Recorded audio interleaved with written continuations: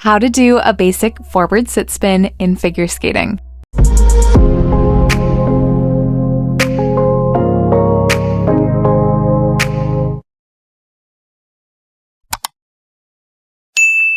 Hello and welcome back to my channel. My name is Ava. A lot of you might know me as Journey Back to the Ice here on YouTube, TikTok, and Instagram, and today's video is going to be a tutorial for the basic forward sit spin. I've done a full length tutorial for the cannonball sit spin position and an off-ice tutorial on how to get your sit spin lower. I will leave all of those listed in the description box below and up on screen. So today's video is just going to be the basic forward sit, which is the first type of sit spin you will typically learn as a skater. Whether you are just starting to work on your sit spin or you've been working on it for a while and you're looking to improve it by either going faster, getting lower, or holding it longer, keep watching to find out because I'm going to include all of that in today's tutorial. A sit spin is exactly how it sounds. It is a spin in a seated position. This is also one of the 3 basic spin positions you will learn in figure skating, and if you're curious about what that means or what those spin positions are, I have a whole video going over it on my channel. I will leave it linked on screen and in the description box below. In order for a sit spin to receive credit in competition, you must reach the 90-degree position or lower, with the exception of adult competitive skaters over the age of 21 competing in the adult track, where your sit spin must reach a recognizable position.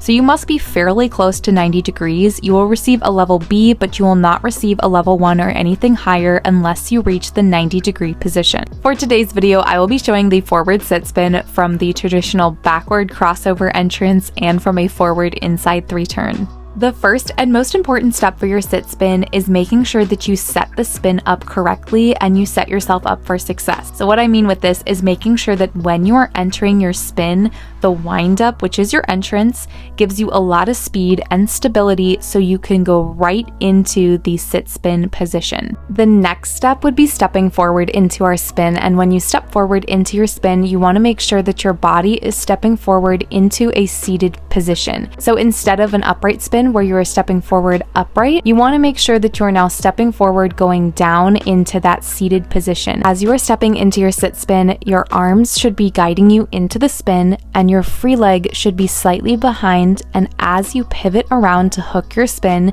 your free leg comes around and snaps into the 90-degree position.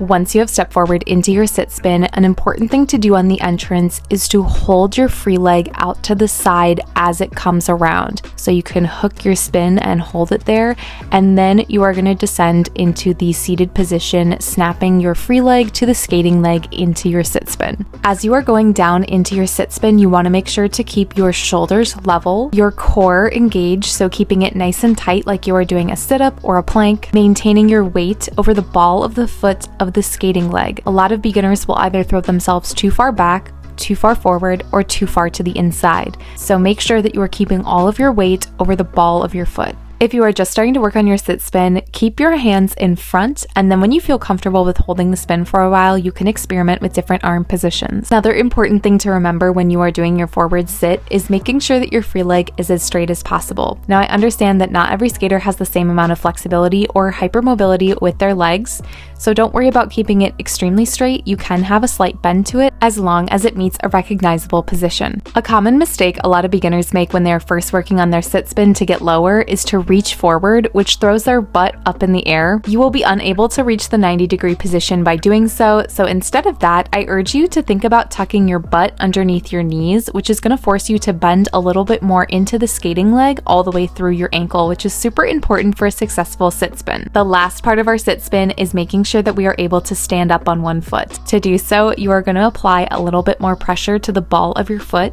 Make sure you are engaging your upper thigh and part of your knee so you can push yourself up.